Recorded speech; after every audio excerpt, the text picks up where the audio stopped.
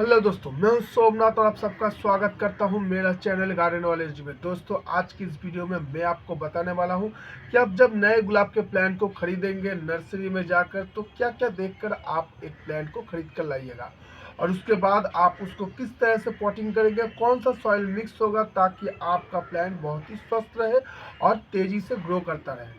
तो चलिए दोस्तों, ज़्यादा देर ना करते हुए वीडियो को शुरू करते हैं। लेकिन उससे पहले अगर आप में से कोई भी मेरे चैनल पर नए हैं तो जल्दी से जाइए, सब्सक्राइब कर लीजिए और पास में रहे बेल आइकन को दबाकर ऑल पर क्लिक कर दीजिए ताकि मेरे दिए हुए हर एक वीडियो का नोटिफिकेशन आप तक पहुंचे सबसे पहले। और अगर आज की ये वीडियो आपको अच्छा लगा तो एक लाइक करके ज़रूर जाइएगा दोस्तों। तो चलिए दोस्तों, वीडियो को शुरू करते हैं। दोस्तों, सबसे पहले हम चलते हैं कि आप जब नर्सरी से प्लांट को खरीदेंगे तो क्या देखेंगे। तो दोस्तों, सबसे पहले आपको जो चीज़ देखना होगा वो है इसका जड़ कितनी अच्छी तरह से इसकी मिट्टी को पकड़ लिया है।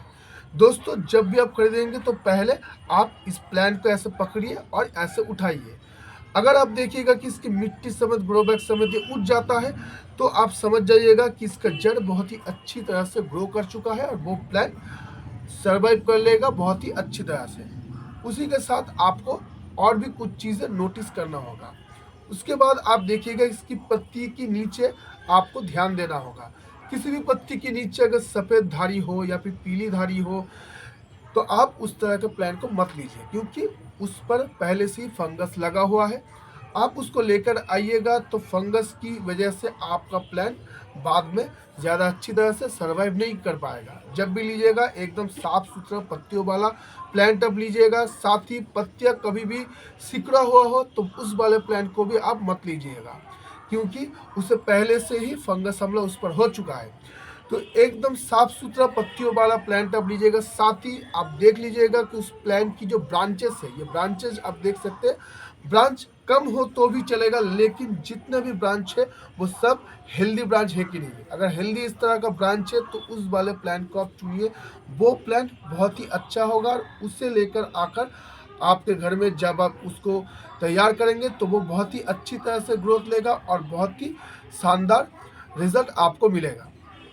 तो दोस्तों, अब हम चलते हैं कि आप इसको घर में लाने के बाद क्या करेंगे। दोस्तों, आप इसको घर में लाने के बाद तुरंत उस दिन पॉटिंग मत कीजिए दोस्तों, क्योंकि तुरंत उस दिन पॉटिंग करने से इसके ऊपर थोड़ा स्ट्रेस बढ़ जाता है, जिससे आपका प्लांट सर्वाइव करने में उसको थोड़ा दिक्कत आता है। तो उसको लेकर आकर आप ऐसी जगह पर रखिए जहाँ पर हल्की धूप गिरती हो, क्योंकि अभी सर्दी का वक्त है तो हल्की धूप गिरेगा तो आपके प्लांट के लिए बहुत ही अच्छा होगा। साथ ही आप उसको नियमित रूप से पानी देते रहिएगा। देखिएगा कि इसके ग्रो बैग के अंदर जो मिट्टी है ये अगर सूख जाए तब आप इसके ऊपर पानी दे दीजिएगा लगातार।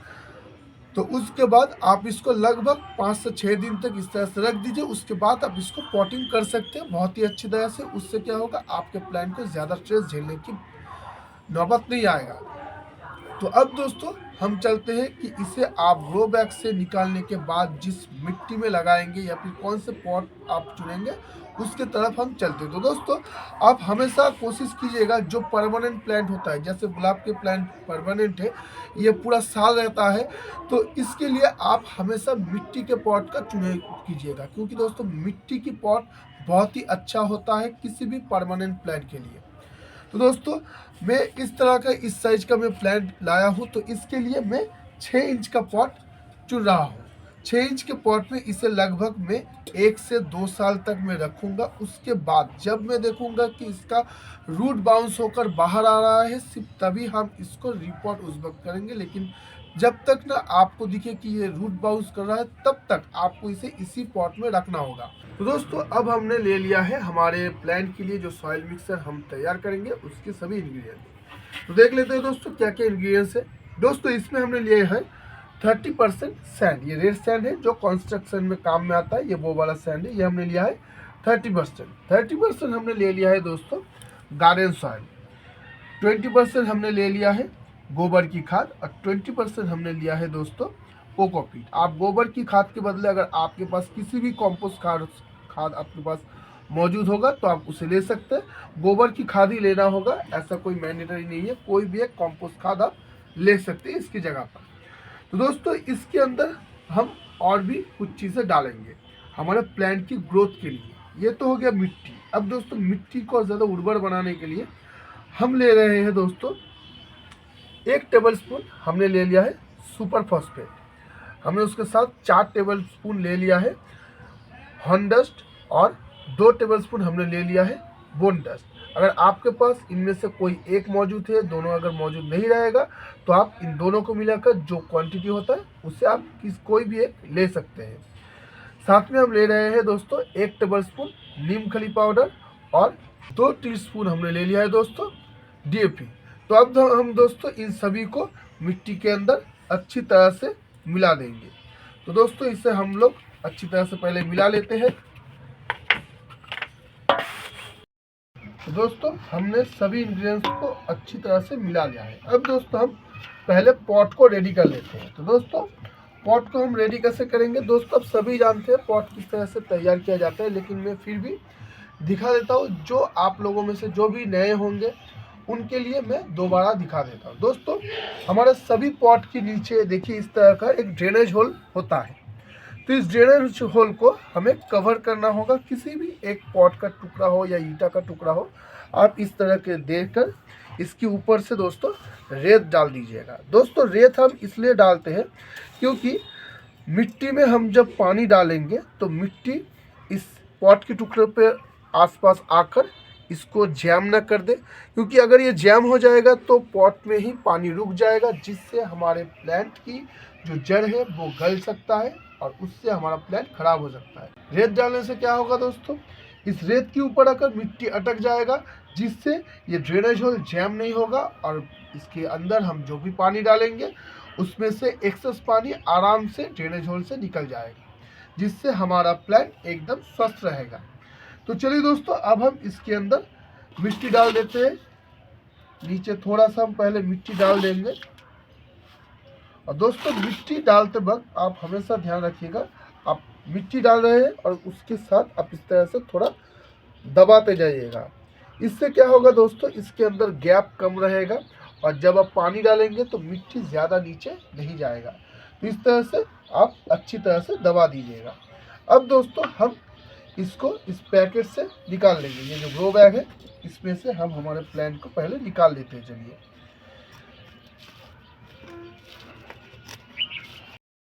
दोस्तों हमने इसको इस पैकेट से अब बाहर निकाल लिया है। दोस्तों ये देखिए इसका जो रूट है ये कितनी अच्छी तरह से डेवलप हुआ है। ये देखिए दोस्तों, ये चारों तरफ से इसका रूट पकड़ चुका है एकदम। ये देखिए दोस्तों, ये सभी रूट पकड़ चुका है। तो अब दोस्तों हम क्या करेंगे, ये जो पुराना मिट्टी इसके अंदर है इसको हम थोड़ा सा इसमें से ढीला कर देंगे, क्योंकि ये दोस्तों ये बहुत दिनों से है तो एकदम जैम हो चुका है, पूरा अटक चुका है इस तरह से। तो थोड़ा सा एकदम हल्के हाथ से जितना हो सके, इतना ऐसा नहीं कि आपको ज़बरदस्ती इसमें से मिट्टी को हटाना होगा, ऐसा नहीं, बस हल्के हल्के हाथ से जितना हो सके इन ये जो जड़ों का जो ये टॉप का पोर्शन है ये बस खुल जाए, वही काफ़ी रहेगा।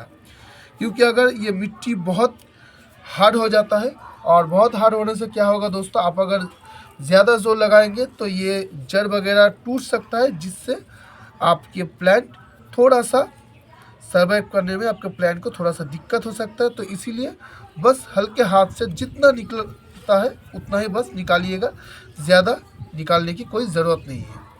तो दोस्तों हमने जितना हो सके हल्के हाथ से हमने इसके ऊपर से मिट्टी थोड़ा थोड़ा हटा दिया है। अब दोस्तों हम इसको क्या करेंगे, हमारे पॉट में लगा देंगे। तो दोस्तों ये जितना हो सका है हमने इसको हटा दिया। बहुत ज़्यादा हमने नहीं हटाया है क्योंकि ये पूरा सॉलिड मिट्टी है, तो इसलिए हमने नहीं हटाया है इसको। अब हम इसको इसके अंदर बिठा देंगे पूरी तरह से, एकदम सीधी तरह से इसको बिठाइएगा। अब हम क्या करेंगे, पूरा एकदम मिट्टी से ढक देंगे पूरा एकदम।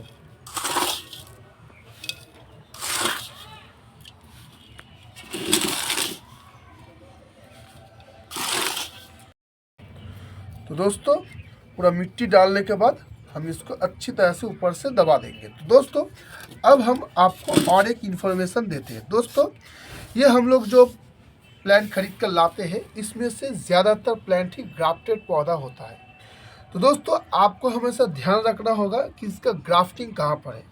ये देखिए दोस्तों, ये रहा इसका ग्राफ्टिंग, यहाँ से इसको ग्राफ्टिंग किया गया है।